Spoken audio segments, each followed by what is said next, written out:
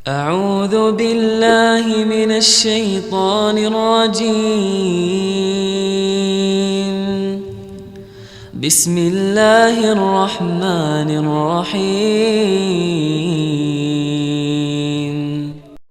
السلام عليكم ورحمة الله وبركاته.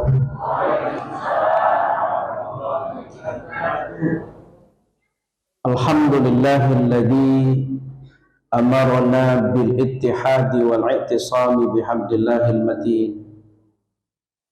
وأشهد أن لا إله إلا الله وحده لا شريك له الملك حق المبين، وأشهد أن محمدا عبده ورسوله صادق الوعد الأمين. اللهم صل وسلم وبارك على محمد وعلى آله وصحبه والتابعين. Bapak-bapak, ibu-ibu, saudara-saudara, anak-anak kami, hafizakumullah, yang saya muliakan dan saya cintai karena Allah Subhanahu wa taala. Mudah-mudahan kita semua senantiasa dalam perlindungan dan penjagaan darinya. Yang terhormat Ketua dan anggota pimpinan cabang Muhammadiyah Medan Tuntungan, Ketua dan anggota pimpinan Lanting Muhammadiyah se-cabang Medan Tuntungan, Majelis Lembaga Ortom, termasuk Ibunda Aisyah, baik dari pimpinan cabang Aisyah maupun pimpinan Lanting, khususnya yang saya muliakan Akhinal Kiram Ustaz Dr. Bahril Datu, Pak Miskan tadi senior kita di sini, dan semuanya guru-guru kami, orang tua kami yang tidak dapat saya sebutkan satu persatu. Kita bersyukur kehadirat Allah pada hari ini, Sabtu tanggal 26 Sya'ban 1447 Hijriah, bertepatan dengan tanggal 14 Februari 2026. Kita semua masih diberi nikmat sehat oleh Allah, kelapangan waktu, dan tentu karena hidayahnya lah kita dapat hadir berkumpul di tempat yang mulia ini, insya Allah di tengah orang-orang yang dimuliakan oleh Allah Subhanahu wa taala. Salawat dan salam kita ucapkan atas Rasulullah Muhammad sallallahu alaihi wasallam. Mudah-mudahan kita menjadi pengikutnya yang istiqomah di jalan Islam sesuai dengan apa yang beliau tinggalkan pedomannya untuk kita, yakni Al-Quran dan sunnah-sunnahnya yang terpelihara. Bapak-bapak, ibu-ibu, hadirin hafizakumullah, saya senang bisa bertemu dengan bapak-bapak, ibu-ibu. Sudah cukup lama saya nggak pernah ke masjid ini memang, dan mohon maaf kalau tadi terlambat karena salah perhitungan. Biasanya kalau naik sepeda motor kan cepat sampai sini, jadi saya bawa mobil dan rupanya macetnya luar biasa karena mungkin malam minggu juga ini, malam libur. Tapi alhamdulillah kita masih bisa dipertemukan oleh Allah Subhanahu wa taala. Hari ini Bapak Ibu adalah hari terakhir kita di hari Sabtu malam Minggu bulan Sya'ban. Dipastikan nggak ada lagi Sabtu malam Minggu bulan Sya'ban yang akan datang, karena sudah tanggal 26 Sya'ban. Itu artinya beberapa saat lagi kita akan meninggalkan bulan ini dan memasuki bulan Ramadan, bulan yang oleh Rasulullah dalam satu hadisnya disebut sebagai Syahrun Azimum Mubarak, bulan yang agung dan penuh berkah, bulan yang di dalamnya Allah memberikan banyak keutamaan yang tidak ada di bulan-bulan yang lain, yang biasanya kalau di negeri kita ini sering disebut sebagai bulan suci. Saya agak sedikit terganggu kalau mendengar bulan suci. Sebenarnya kalau dalam bahasa Arab itu diartikan Syahrul Haram, karena Ramadan bukan bulan suci dalam pengertian Syahrul Haram itu. Tapi mungkin ini karena istilah di Indonesia. Saya yakin yang dimaksud bulan suci bukan Syahrul Haram itu. Mungkin karena di dalamnya itu keutamaannya sehingga orang-orang bisa mensucikan dirinya sehingga disebut bulan suci. Jadi kita nggak perlu protes. Nah, kalau dia bulan suci masih nggak salah. Tapi kalau ada yang menyebutnya Syahrul Haram, nah harus kita kritisin. Karena Syahrul Haram itu yang artinya juga bulan suci, itu punya konsekuensi hukum. Tidak sama dengan bulan-bulan yang lain. Ada 4 bulan haram dalam Islam. Tapi ini adalah bulan Ramadan. Nah, hari ini kita sengaja, tadi disampaikan pimpinan cabang, ini merupakan pengajian gabungan dalam rangka menyambut Ramadan. Nah, singkatannya pengajian terakhir kita sebelum memasuki bulan Ramadan. Apa sih pentingnya kita berkumpul mempersiapkan diri menghadapi Ramadan? Saya yakin karena kita semua paham bahwa bulan ini memiliki banyak keutamaan sehingga kita harus mempersiapkannya dengan baik. Kita harus menyambutnya dengan cara yang benar. Karena kata Rasulullah, Bapak Ibu, nanti ada golongan yang Allah beri kesempatan hadir di bulan Ramadan tapi tidak dapat apa-apa. Ketika dia berpuasa, ketika dia melakukan qiyam Ramadan, menegakkan Ramadan malam-malamnya dengan ibadah-ibadah sunat lainnya, padahal Allah persiapkan untuknya balasan yang besar. Nah, ini menunjukkan betapa besarnya keutamaan Ramadan. Dan kita bisa melihat dalam sejarah, kalau kita baca dalam kitab-kitab klasik para ulama terdahulu, konon mereka itu kalau sudah mendekati bulan Ramadan, para ulama itu mempersiapkan diri sedemikian rupa. Bahkan jauh hari Pak, sebulan sebelum, kalau sudah dalam riwayat itu, mereka mempersiapkan diri dengan harapan yang besar, dengan doa agar mereka dipertemukan dengan bulan ini. Saya kira cukuplah itu memberikan satu isyarat kepada kita betapa bulan ini adalah bulan yang luar biasa. Kenapa? Tentu kita tahu para ulama mereka adalah orang yang paling paham tentang bulan ini. Maka aneh kalau ada umat Islam menjelang Ramadan itu dia tidak menyambutnya dengan berbagai persiapan. Bisa jadi itu sebabnya ada 2. Yang pertama, dia tidak peduli sama sekali, atau dia belum paham tentang keutamaan bulan ini, bulan Ramadan ini, sehingga harus dipersiapkan sedemikian rupa itu.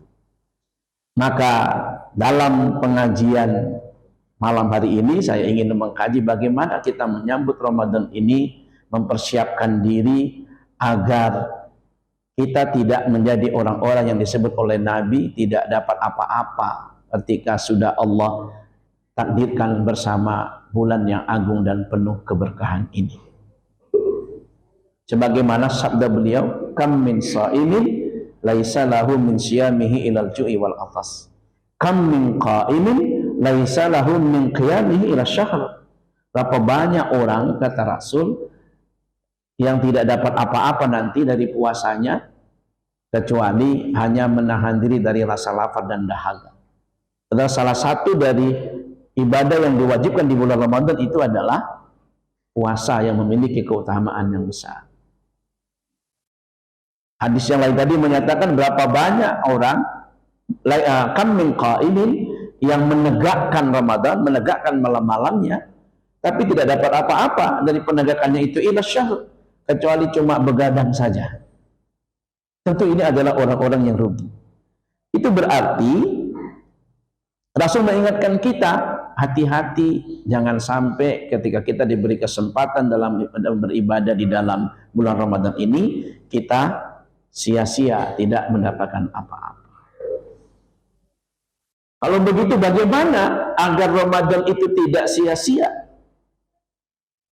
Rasul menyebut dalam hadisnya yang lain, ada 2 keutamaan besar Bapak Ibu yang akan Allah berikan kepada kita di bulan ini dengan ibadah puasa dan ibadah-ibadah yang lain.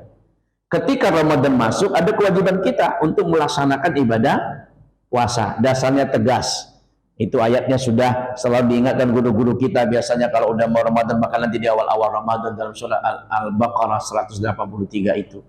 Ya ayyuhalladzina amanu kutiba alaikumus siyamu kama kutiba alal ladzina min qablikum la'allakum tattaqun. Wahai orang yang beriman, telah diwajibkan kepada kamu berpuasa sebagaimana telah diwajibkan atas orang-orang sebelum kamu, mudah-mudahan kamu bertakwa. As-siyam di sini ma'rifah. Isim ma'rifah itu artinya sudah ditentukan puasanya puasa apa, itu dijelaskan pada ayat berikutnya nanti. Ketika ada syahrul Ramadan alladzi unzila fihi al-Qur'an hudan lin-nasi wa bayyinatin minal huda wal furqan faman syahida minkumus syahra falyasum. Jadi puasa yang diwajibkan menurut ayat tadi adalah puasa Ramadan. Nah, itu ketentuan yang menurut Quran. Nah, ketika kita berpuasa dan kemudian Allah memberikan keutamaan kepada orang-orang yang menegakkan malamnya dengan ibadah-ibadah sunnat, baik sholat malam, baca Quran, ya tadarus, mungkin mengadakan pengajian dan sebagainya. Tetapi tadi Rasul ingatkan, begitu besar keutamaannya, berapa banyak nanti orang yang tidak dapat apa-apa. Karena ada dua syarat dalam menghadapi Ramadan ini kalau kita ingin sukses.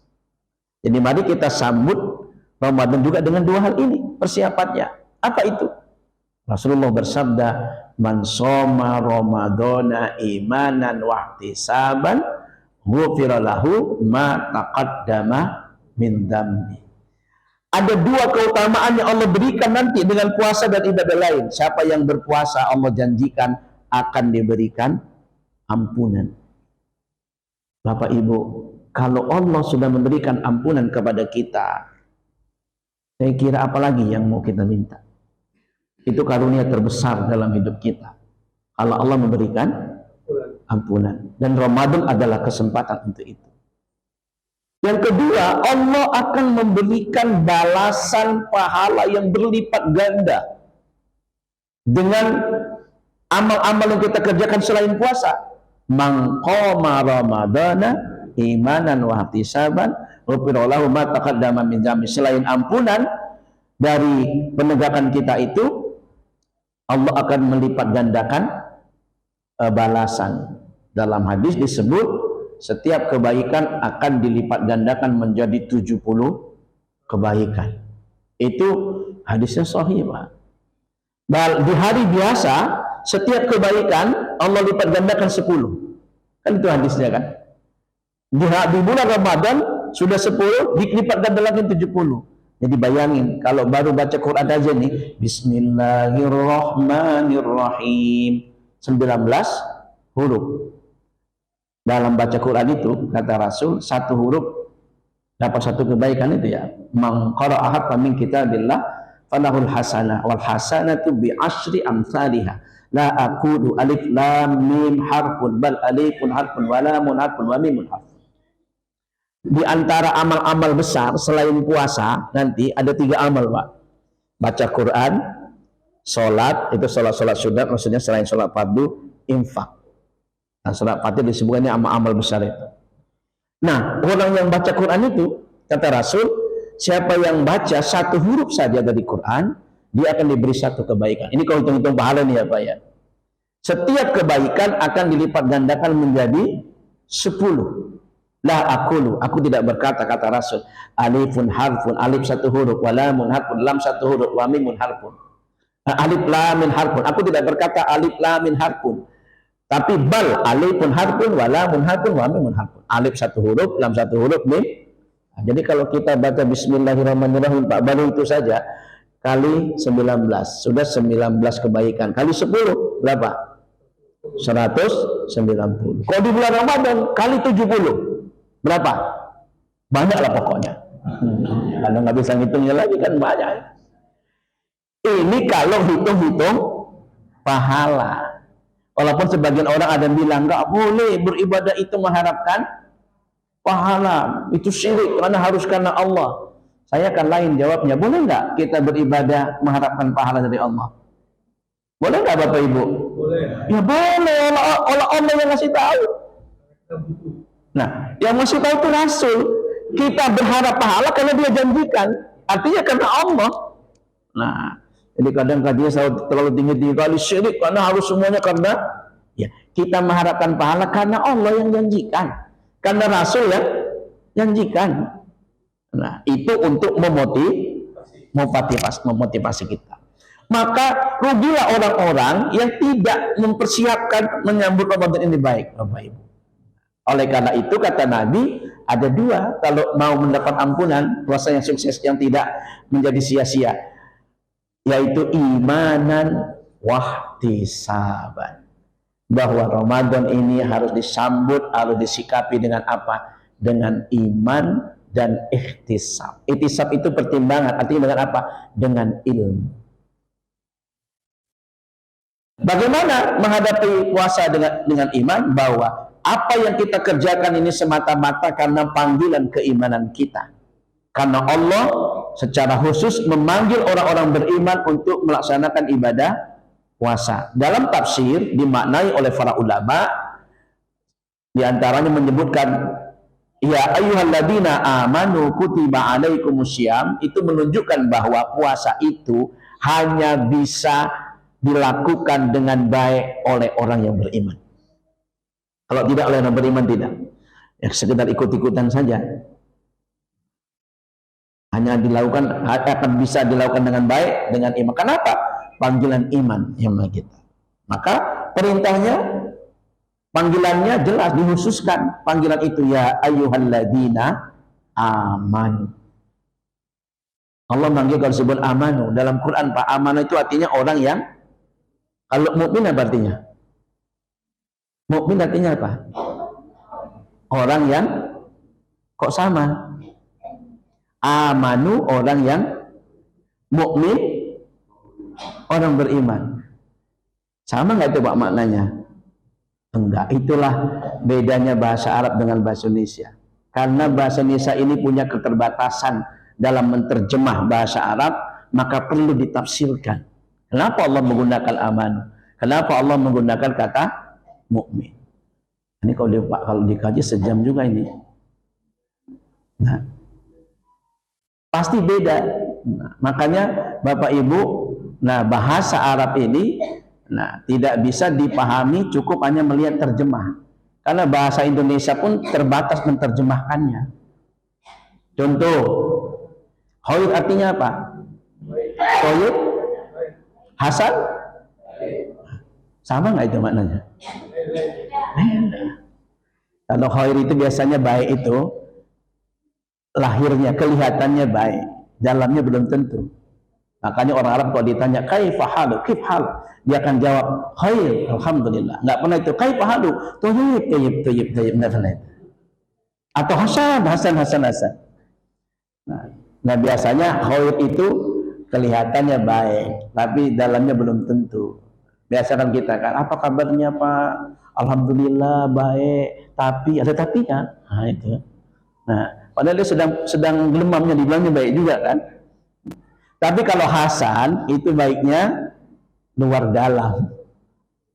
Makanya berbuat baik kepada orang tua, terma Al-Quran itu menggunakan kata wabil walidaini ihsana. Berbuat baik kepada orang tua tidak cukup. Ketika rumah sudah dibelikan, ada pembantu, nggak cukup. Karena kebaikannya bukan yang kelihatan itu saja, tapi jaga perasaannya. Nah gitu.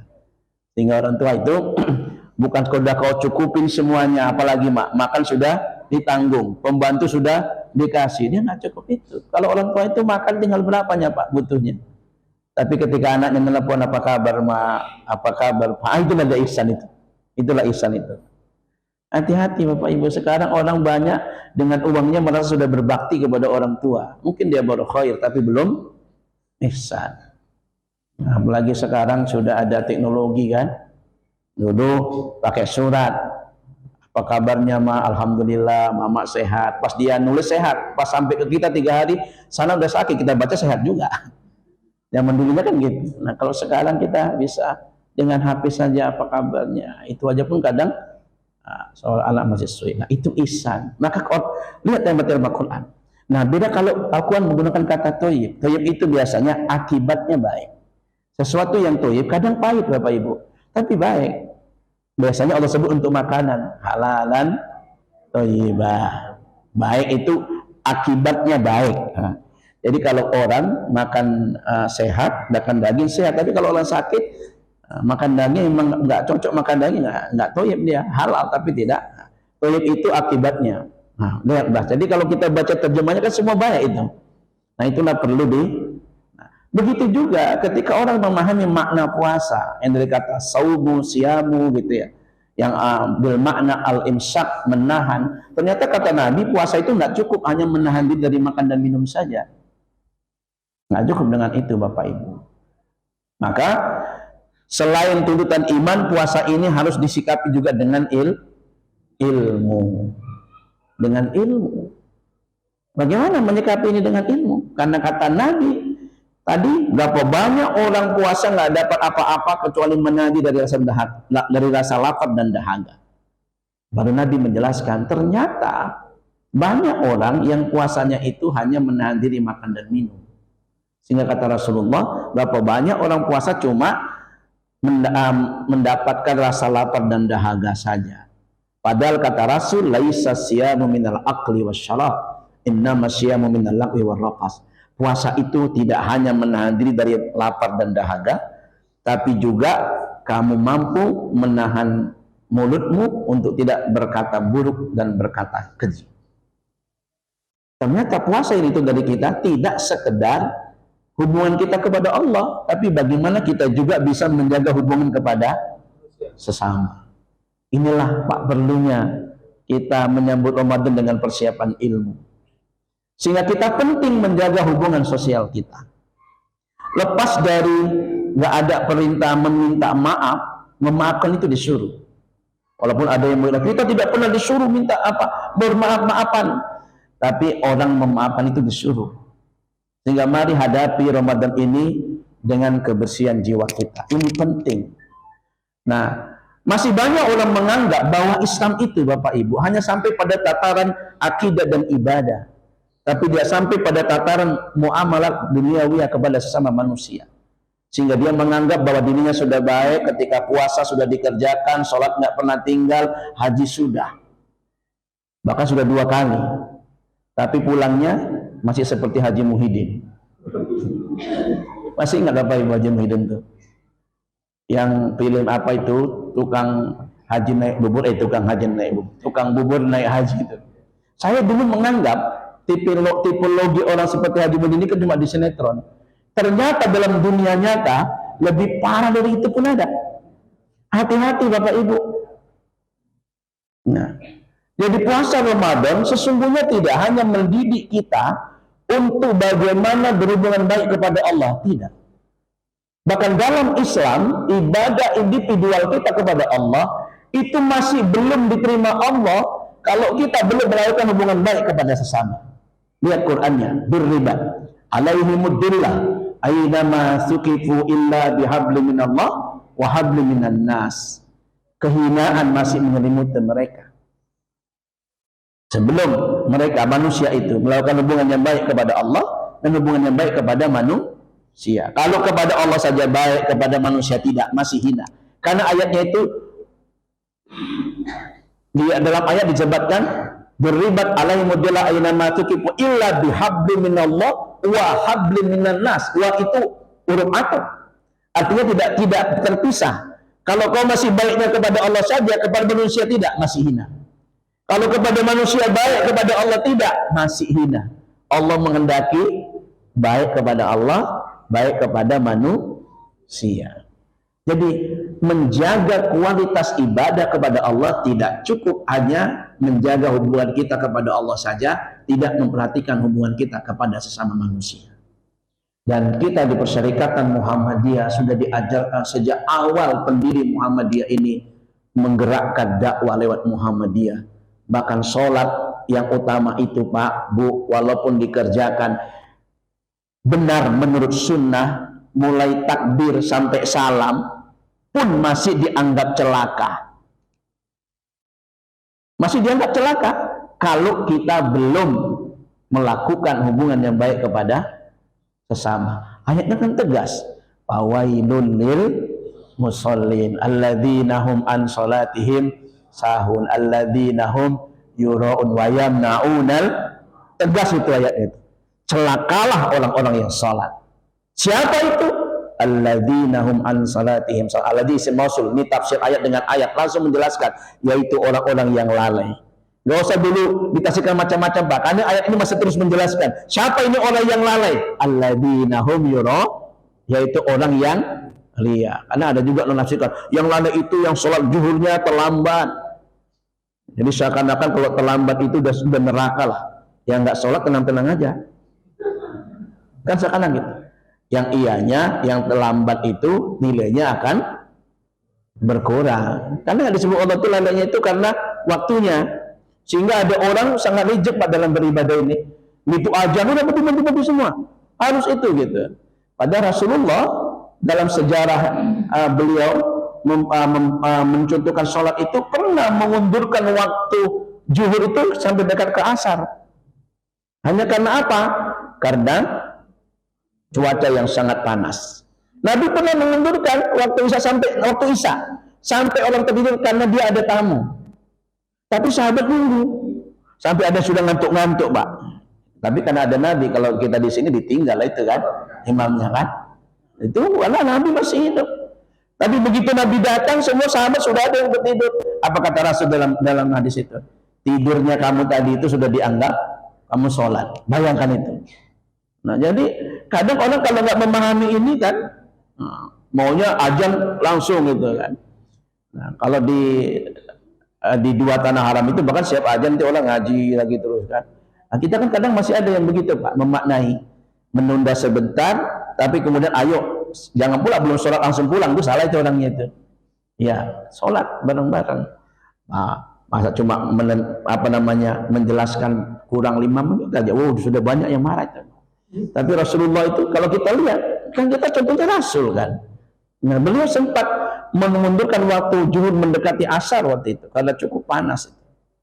Nah, kita berdebat hanya masalah yang sunat, tapi yang wajib nggak pernah diperdebatkan ya kan Pak. Nanti berdebat lagi masalah apa namanya, itulah perlunya ilmu Pak dalam. Jadi dengan iman dan ilmu tadi, ilmu termasuk untuk menjaga kita tidak saling berseteru yang bisa merusak ibadah kita karenanya. Maka perlu dihadapi dengan ilmu. Walaupun ilmu orang beda-beda, tapi kalau dia paham dia nggak akan bertengkar itu Pak.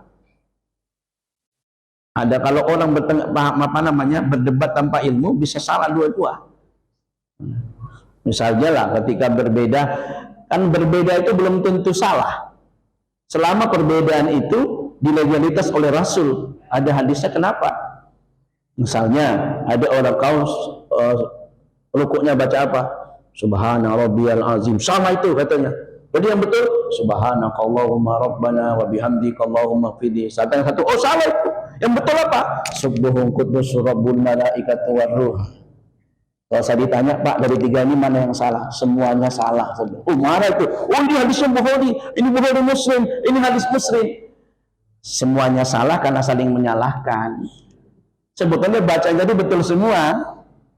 Boleh subhana rabbiyal azim atau subhanakallahumma rabbana wa bihamdika allahumma firli atau subuhun quddusur rabbul malaikatu war. Di tarjih ada disebutkan, cuma kan ada yang bacanya masih di atas aja sudah nyalakan yang lain. Awal itu subhana rabbiyal azim, subhana rabbiyal azim, subhana rabbiyal azim. Tapi setelah turun surat An-Nasr, idza jaa nasrullahi wal fath, sampai di ujungnya fasabbi bihamdi rabbika wastaghfir, Nabi lebih suka baca subhanakallahumma rabbana wa bihamdika allahumma firli. Karena itu lengkap, ada tasbih, ada tahmid, ada istighfar. Kalau subhanarabbiyal azim hanya tasbih saja, tapi nggak salah.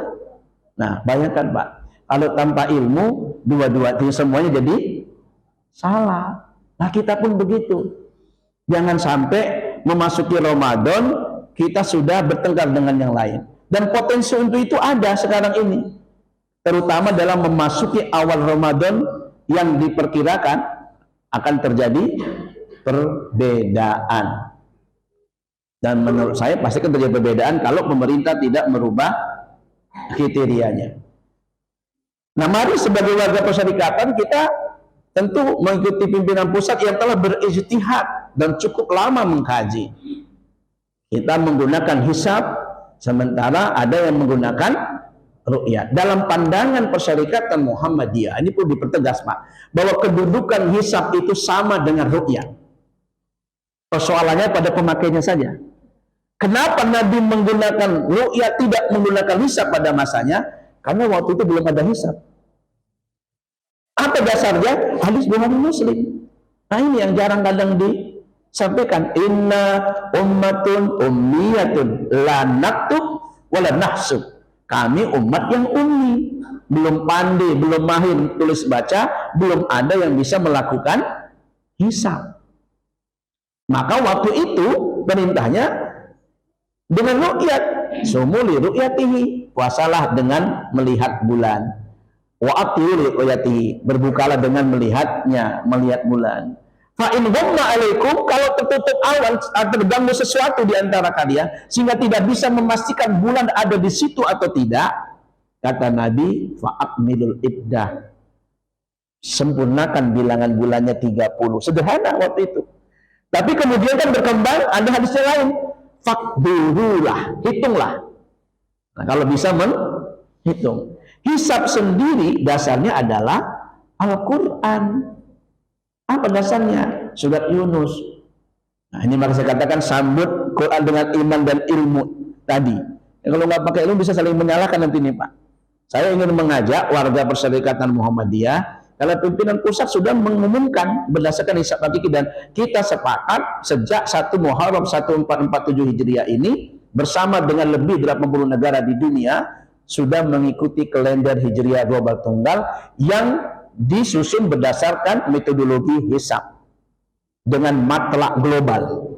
Apa bedanya dengan yang digunakan pada sebelum kita ikut ke HGT?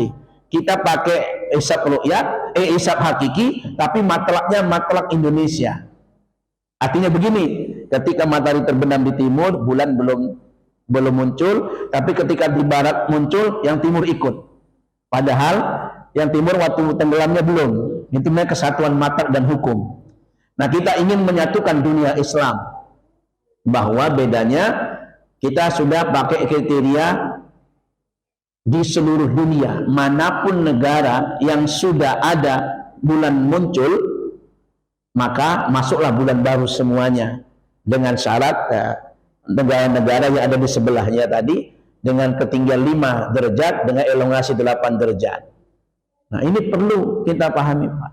Karena perbedaan ini pun ternyata masih ada kalangan Muhammadiyah yang belum menerima. Yang hebatnya yang nggak menerima itu nggak tahu pula di ilmu palak. Jadi pala awak jadinya kan. Kadang yang menolak itu yang tidak punya ilmu Pak. Nah, sekarang ini karena zaman ya, orang tua lebih pandai dari guru.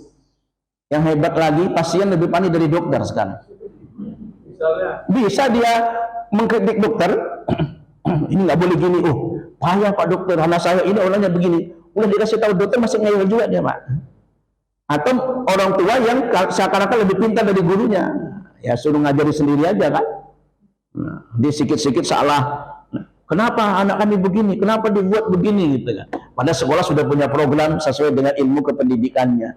Orang tua, nah karena memang dunia ini sudah mungkin ya dengan globalisasi ini, dengan media, ya sudah zamannya Pak beda. Tapi itulah perlunya ilmu. Ilmu itu kan sustainable, kesinambungan terus menerus harus diikuti perkembangannya. Nah, seperti kasus ini ya saya katakan. Nah, kenapa perlu? Supaya kita jangan sampai di antara kita terjadi perseteruan. Muhammadiyah memutuskan dengan kriteria KHGT tadi, kita nggak perlu lagi sibuk mengintip anak bulan, kan gitu kan? Karena bagi kita sudah percaya dengan ilmu. Karena ini sudah puluhan tahun dikaji, kan gitu. Tapi masih ada yang belum mau dia ru'yat, silakan. Dia mungkin masih mau meriat seperti di masa Nabi. Tapi bagi orang yang dia berkecimpung di dunia astronomi, itu akan sangat sulit untuk menerimanya. Kenapa? Karena menurut ilmunya sudah ada bulannya di situ. Contoh, Saya ini nggak ahli falak Pak, tapi saya pernah ikut pelatihan karena saya lama di majelis tajwid dan tajwid waktu periode 3 periode yang sebelumnya. Saya ikut pelatihan itu dilatih oleh Profesor Suksinan Azhari, waktu itu belum profesor, kemudian Pak Fatur Rahman yang ahli falak kita. Jadi untuk melihat bulan itu kan harus dengan hitungan. Ilmu falak itu dengan ilmu matematika. Jadi kalau ingat dulu kita belajar sinus, kosinus, tangen, salah satu gunanya untuk itu. Jadi ketika kami mengukur untuk mengetahui bahwa bulan sudah muncul pada ketinggian sekian, kita hitung dulu, nanti kita buktikan di lapangan bahwa hitungan ini tepat gitu ya. Karena kita kan pakai hisab hakiki, menghitung sebenar-benarnya, menghitung setepat-tepatnya, sehingga 0,0 sekian pun harus dihitung gitu ya. Di OMY kita kerja menghitung hari ini di Yogyakarta matahari tenggelam pada tanggal berapa, pada jam berapa.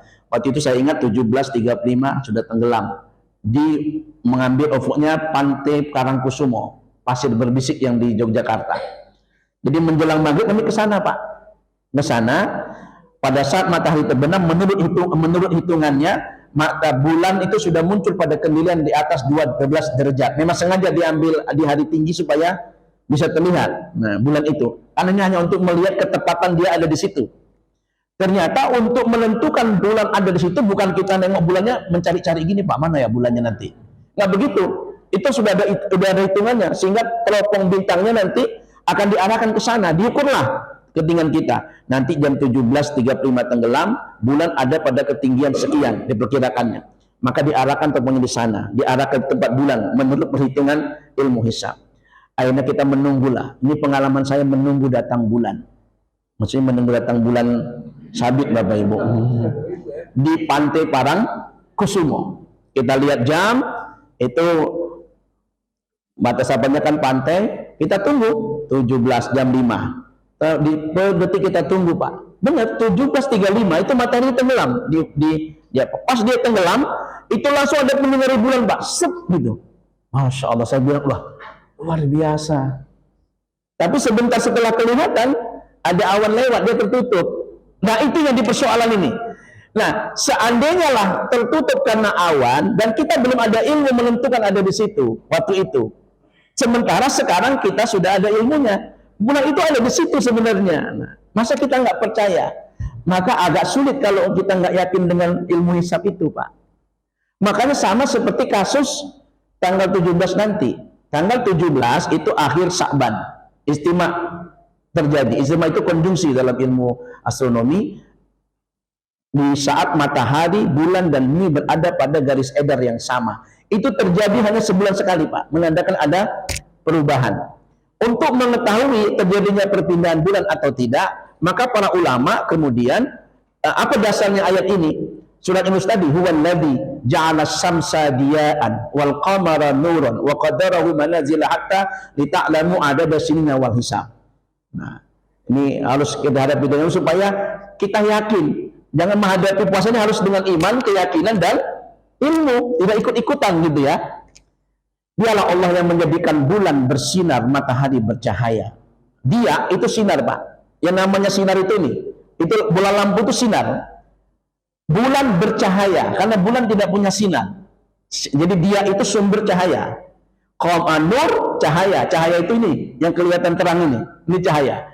Maka Allah mengatakan dialah Allah yang menjadikan matahari bersinar, bulan bercahaya. Wa qaddarahu manazil, dan dia tetapkan garis edarnya kata Allah. Untuk apa? Dia tetapkan ini supaya bisa jadi perhitungan. Li ta'lamu adada sinina wal hisab. Supaya bisa kamu jadikan sebagai tempat perhitungan, penentuan bulan dan perhitungan. Itu dasar hisab, Pak. Nah, tetapi kemudian para ini bukan asal-asalan Pak penentuan hisab ini ya. Kemudian dibahas lagi. Kalau begitu dari mana kita menghitung mulainya hari? Apakah siang dulu atau malam dulu? Nah ini jadi perdebatan Pak sejak dulu. Mana duluan, siang atau malam? Supaya kita tahu pergantiannya di mana. Kalau Bapak Ibu ditanya, mana duluan Pak, siang atau malam? Ibu-ibu jawab, siang dulu Ustaz. Pertanyaannya sebelum siang? Berarti mana duluan? Bapak-bapak bilang malam duluan. Nanti ibu tanya sebelum malam. Nah, perdebatan untuk mencari tahu mana duluan siang atau malam menurut para ulama ini di kitab-kitab tafsir dibicarakan ini Pak. Itu sama seperti kita berdebat mempertanyakan mana duluan ayam dengan telur ayam. Bu, Pak, mana duluan Bu? Telur ayam atau ayam? Ayam dari mana? Telur dari mana? Nah. Jadi jawabannya apa? Tentu yang tahu adalah penciptanya. Maka dicari dalil, mana duluan siang atau malam? Ditemukan di surat Yunus itu juga. Lasyamsu yanbaghi laha an tudrikal qamara wal laili sabiqun nahari wa kullum fi falaki yasbahun. Tidak mungkin matahari mengejar bulan. Berarti bulanlah yang mengejar matahari. Berarti posisinya kalau walal lailu sabiqun nahar, tidak mungkin malam mendahului siang. Berarti mana duluan? Siang duluan. Maka peristiwa pergantian dari siang ke malam itu dijadikan sebagai batas pergantian hari. Dengan syarat bulannya mengejar matahari. Kalau mataharinya terbenam, bulannya sudah duluan, belum masuk. Karena syaratnya lasyamsu yanbaghi laha an tudrikal qamar. Tidak mungkin matahari mengejar bulan, harusnya bulan. Maka dalam kasus yang seperti yang saya sampaikan, ketika matahari terbenam, bulannya belum, maka bulan itu menyinari. Nah, jadi bukan asal-asalan Pak. Nah, baru tinggal mengukur saja. Nah, sekarang untuk menentukan bulan itu ada di mana, nggak perlu lagi pula pakai hitung-hitungan lagi Pak. Maka untuk menurut arah kiblat nggak lagi hitung, sudah ada banyak aplikasi. Maka sulit kalau kita tidak meyakini itu. Kedua, bahwa penetapan masuknya bulan Ramadan menurut Quran menggunakan kata-kata faman syahida minkumus syahra falyasum. Barang siapa yang menyaksikan bulan itu, bulan Ramadan, maka berpuasalah. Kata-kata syahada, kesaksian, tidak harus melihat langsung. Maka pemahaman syahada itu bisa ru'yah bil fi'li, ada ru'yatul ilm dengan ilmu. Maka dalam sidang-sidang pengadilan ada kan Pak saksi ahli. Itu saksi ilmu. Dia nggak melihat, tapi dia menilai berdasarkan Nah, makanya ijazah dalam bahasa Arab dekatannya syahada. Syahada itu bukti bahwa kita sudah pernah kuliah, walaupun Bapak Ibu nggak melihat saya kuliah. Tapi Bapak percaya nggak saya sudah S2? Ada ijazahnya. Nah, walaupun nggak melihat, persoalan ijazahnya asli atau palsu lain lagi. Itu kan tergantung yang buat ijazah. Ya, itu tergantung yang buat ijazah. Tapi ijazah itu sebagai bukti menunjukkan secara ilmu bahwa ini sudah betul kuliah. Persoalannya ini betul atau enggak, inilah diteliti. Walaupun sampai hari ini Indonesia itu negara yang jadi pembicaraan luar biasa. Hanya untuk menentukan sebuah ijazah itu asli atau palsu, kita sulitnya luar biasa. Kenapa? Entah ijazahnya yang hebat atau orangnya yang bodoh. Yang nggak usah kita lanjutkan kajian itu ya. Tapi saya ingin membiarkan dari keilmuannya. Jadi syahada. Maka ada yang paman syahida, perintahnya adalah barang siapa yang menyaksikan, menyaksi dengan melihat langsung, atau dia saksi karena dia punya ilmu untuk itu. Dan sekarang sulit kita. Sekarang sulit untuk tidak percaya. Kenapa? Tahun berapa itu? 2010 saya sudah melihat kita dapat bantuan teropong bintang dari Swedia. Itu teropongnya sekarang Pak, nggak perlu lagi kita menghitung-hitung kita arahkan kemana. Jadi kalau kita tempatkan dia, kita pegang aja mon itu bulan, dia akan mengarah ke bulan. Set ditunjuknya. Nah, untuk membuktikan bahwa alat ini valid, benar, pijit sun itu matahari Pak. Dia akan mengarah ke matahari, ke matahari. Dia langsung keluar cahaya hitamnya untuk melindungi mata kita. Teknologi canggih sekarang ini. Kalau begitu kita nggak percaya juga gimana? Nah, itu sudah teknologi. Nah, ini yang sulitnya. Ada orang masih terus ingin melihat dengan mata, sementara dengan ilmu orang yang dengan teknologi sudah tahu dia. Kalau saya retro saya bisa kasih tahu dengan aplikasi itu bulannya di mana sekarang. Itu nampak dia di satelit Pak, bulan itu. Nah cuma kan masalahnya untuk melihat di Indonesia ini nggak sama dengan di Arab Pak. Awannya banyak. Kalau kita lihat di Arab itu seperti mata kucing karena memang dia terang. Di sini kan selalu banyak asapnya lagi, polusinya lagi, sulit melihat Pak. Kalau di sana, kalau Bapak pergi ke Saudi, lihat itu pengamatan paling bagus Saudi dan Afrika. Itu hampir-hampir akan sangat seperti mata kucing dia muncul. Maka kan Nabi pernah duduk dengan para sahabat bilang, kamu lihat bulan purnama itu, ya Rasulullah. Kelak kalau kita nanti bertemu Allah, kita bisa melihatnya seperti kita melihat bulan purnama. Tapi nanti, kok di dunia nggak bisa Pak, seperti Musa kan? Nah, maka di Persyarikatan Muhammadiyah kita sudah menggunakan ilmu itu. Nah, sebagai contoh misalnya, kalau bagus internetnya ini. Kalau kita ingin mengetahui berapa jarak masjid ini ke Masjidil Haram, tempat saya duduk ini ya, mudah-mudahan internetnya bagus. Saya ada 292 ya. Jarak dari sini itu 6.644.000 meter sampai pada pusat Ka'bah, atau 6.644 kilometer. Kalau nggak percaya ukur sendiri Pak. Nah, persoalannya siapa yang ada di teknik sekarang? Untuk mengukur ruangan ini, Bapak Ibu nggak usah lagi ambil meteran dari sana ditarik. Sekarang sudah adalah pakai infrared Pak. Tet, muncul dia sekian meter. Kalau nggak percaya ukur. Betul nggak? Untuk mengukur tinggi tiang bendera, saya ingat dulu, orang nggak perlu lagi manjat tiang benderanya diukur dari atas ke bawah. Wah jatuh lumayan itu. Atau tiang benderanya dijatuhin.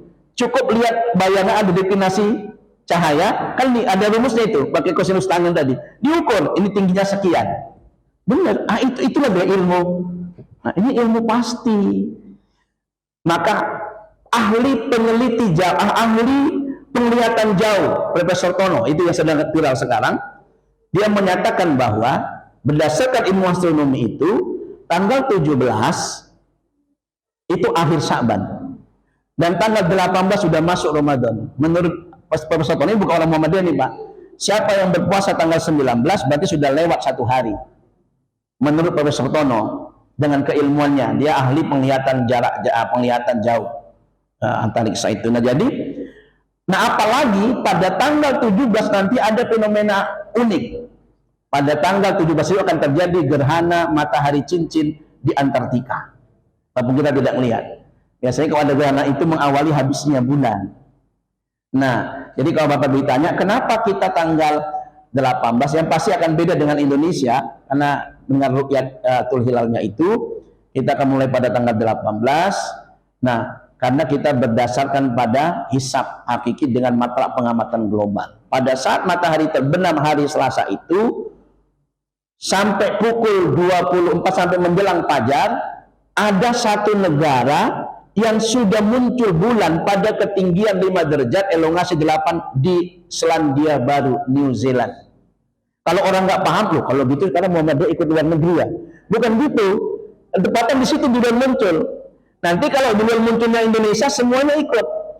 Tapi dengan syarat negara-negara yang sebelum terbit fajar itu dia ikut tanggalnya. Itulah yang membuat kita bisa punya tanggal 1 hari 1 tanggal di seluruh dunia. Kalau tidak dengan cara itu Pak, di dunia ini akan ada 3 atau 4 hari berbeda memulai puasa atau Idul Fitri. Semua sepakat 1 Syawal itu Idul Fitri itu 1 Syawal. Yang nggak sepakatnya kapan 1 Syawalnya itu aja. Semua sepakat mengawali Ramadan itu 1 Ramadan. Yang belum sepakat kapan 1 Ramadannya. Nah, memang ini debatable.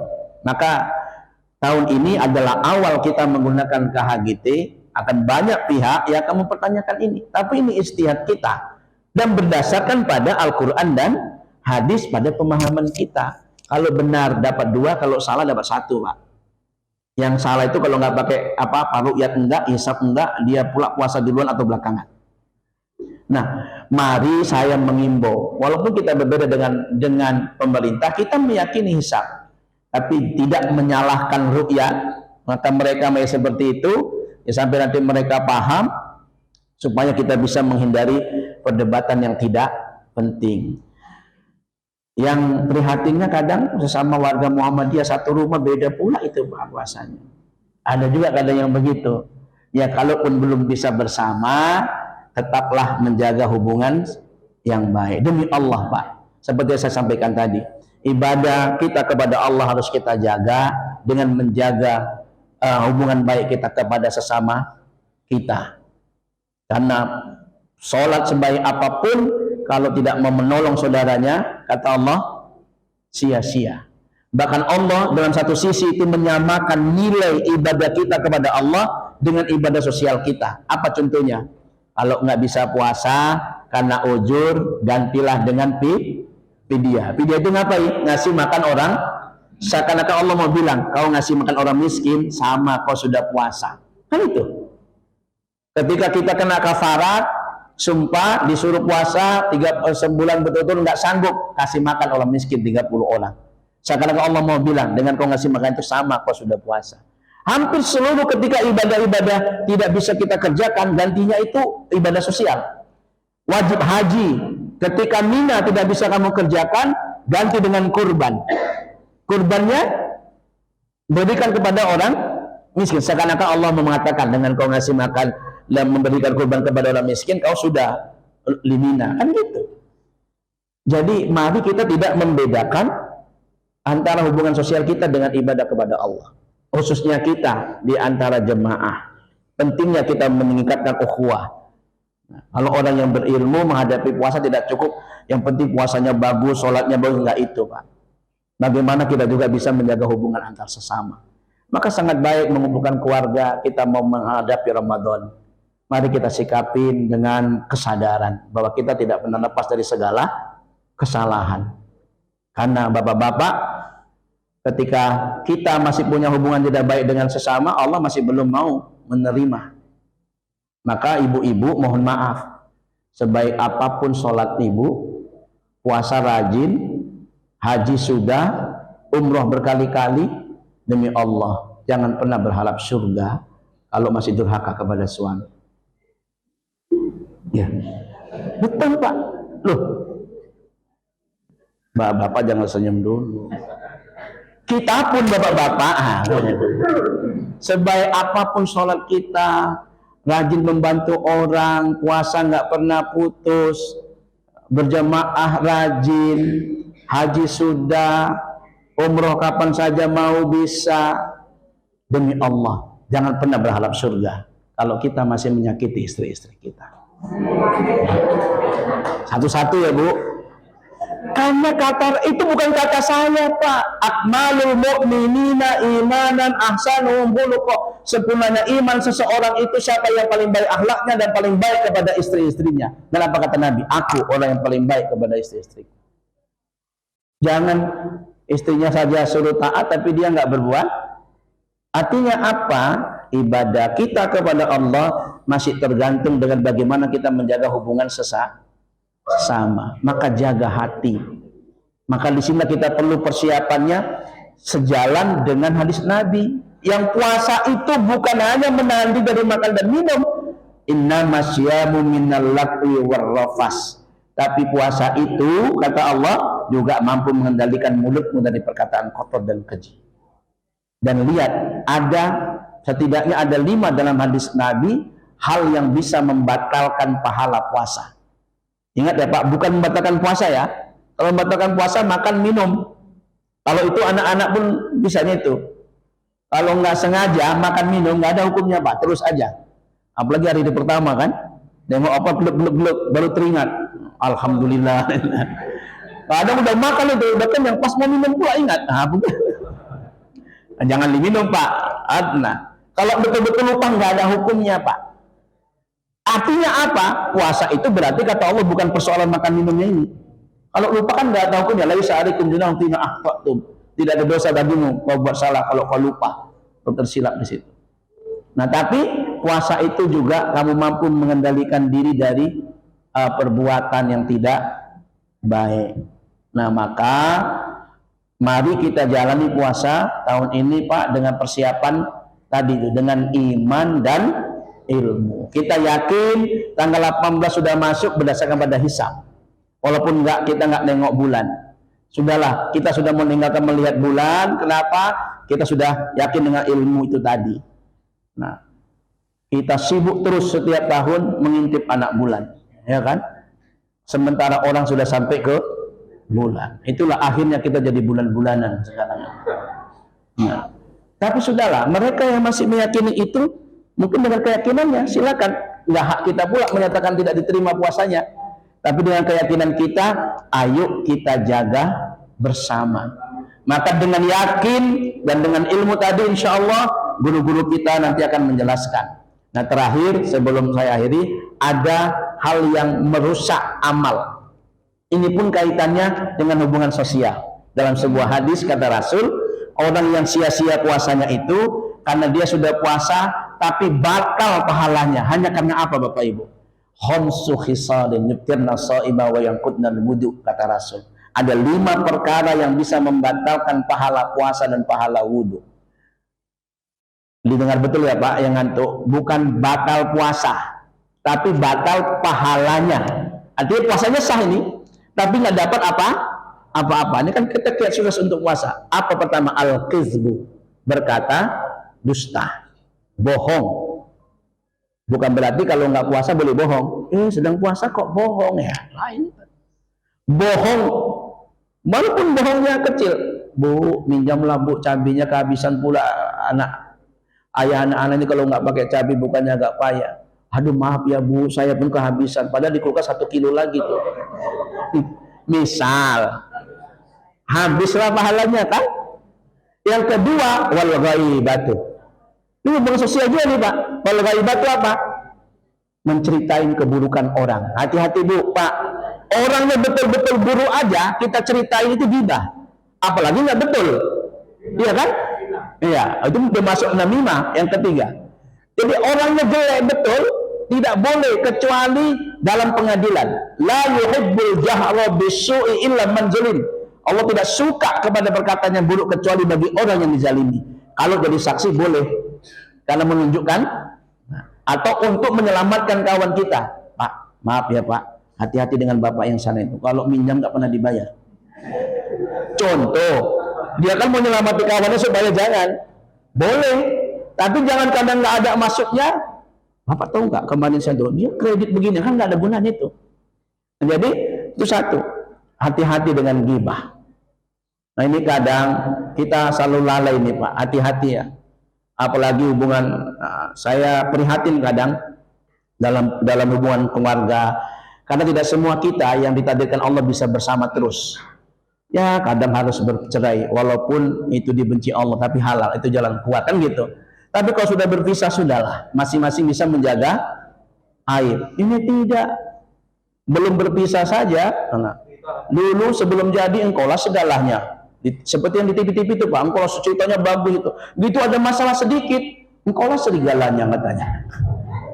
Dia cerita keburukan, haram, gak boleh Bapak Ibu. Yang sudahlah, nggak perlu ceritakan lagi. Karena perkawinan itu, kalau lihat nasihatnya Rasul kepada putrinya Aisyah ketika menikah ada 3 Pak. Satu diantaranya dia ngomong, ya Fatimah ya maaf, wahai Fatimah, sesungguhnya pernikahan itu adalah kekuasaan Allah. Artinya betul-betul karena Allah. Maka kamu terus atau tidak, itu sudah darinya Allah. Maka jaga, sistemnya sudah dibuat. Ini kadang kalau udah pisah, mohon maaf ini kadang ada ibu-ibu, saya pernah naik sodaku, ini kan kalau udah cerita lupa Pak, nggak ibu sini Pak, di sana. Dia cerita, aku ya katanya, dengan abangmu itu bilang kan, selama menikah demi Allah lah, sedikit nggak akan kuasakan kebahagiaannya katanya. Gawat kali benar. Tapi dalam ceritanya tadi itu, saya dengar anaknya sudah 7. Anak sudah 7 nggak pernah bahagia. Saya bilang, ya pasti ada saat-saat tertentu kita bahagia. Jangan dipungkirin itu. Tapi kalau benci sudahlah, yang sudah selesai. Hati-hati Pak. Jadi ghibah. Yang ketiga namimah itu tadi Pak. Nggak betul, fitnah.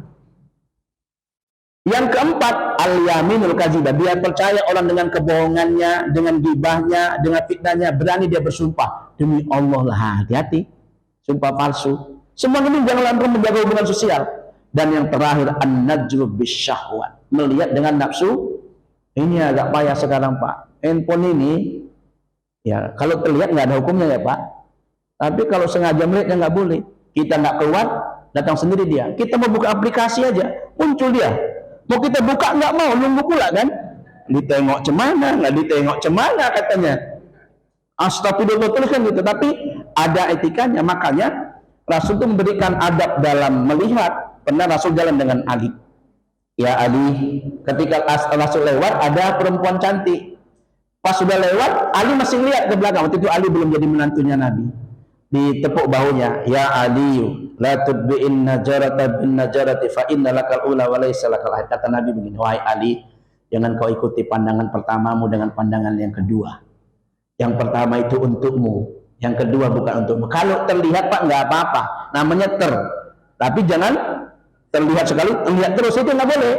Nah, ya sekali itu insya Allah nggak ada apa-apanya. Tapi kalau udah ngelihat lagi, alamak, emaknya dipanggil. Kenapa nggak bapak dipanggil? Pasti alamak lah. Nah, itu yang hati-hati Pak. Maka kalau terlihat istighfar, astagfirullah, sudah. Kita lah yang mengendalikan media ini. Nah, lihat dari 5 yang membatalkan pahala puasa ini semua hubungan sosial Pak. Maka hati-hati.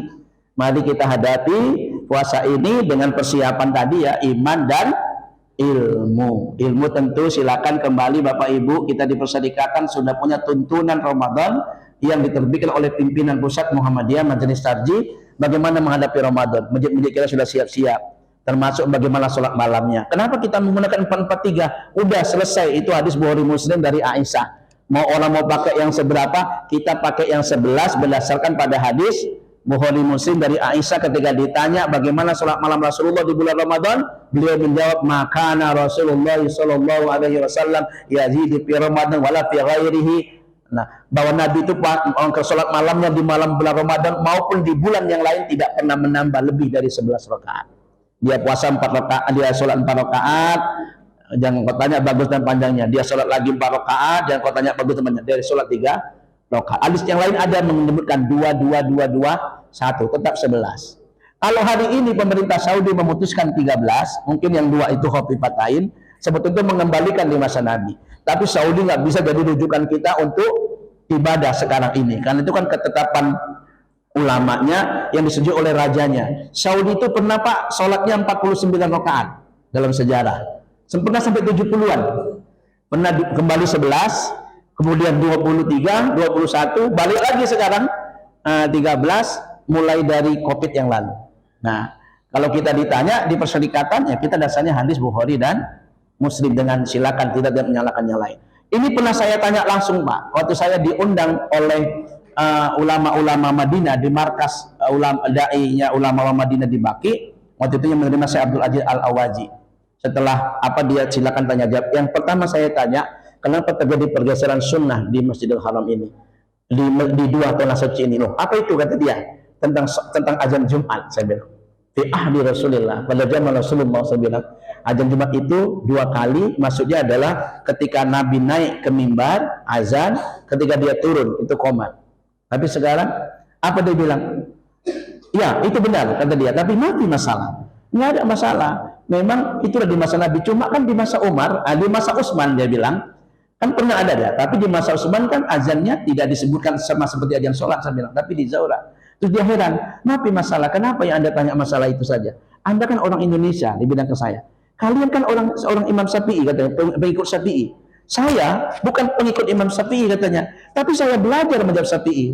Kalian orang Indonesia kan mazhab Syafi'i, kenapa mempermasalahkan ini? Terus saya jawab, afwan, ana la mazahib. Saya bilang, maaf saya tidak bermazhab. Oh dia baru terbuka. Oh iya? Nah kami sedang berjuang untuk menghidupkan sunnah di negara kami. Tapi di sini sebelum tahun 2000 kan pas sekali azan Jumatnya. Sekarang 2 kali.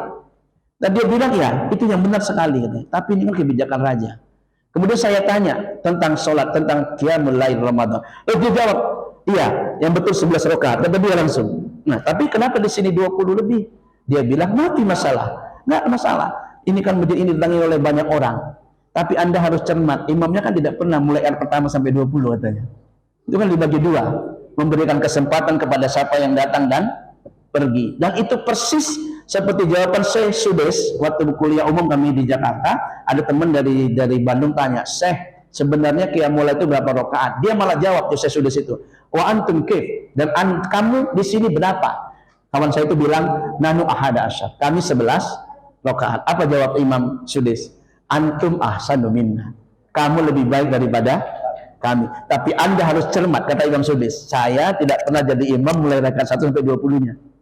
Kan dibagi 2. Jadi imam-imam itu tetap mengambil yang 11. Nah, itu waktu ditanyakan Pak di Markas Dakwah Ulama tahun 2014 itu saya diundang ke sana itu.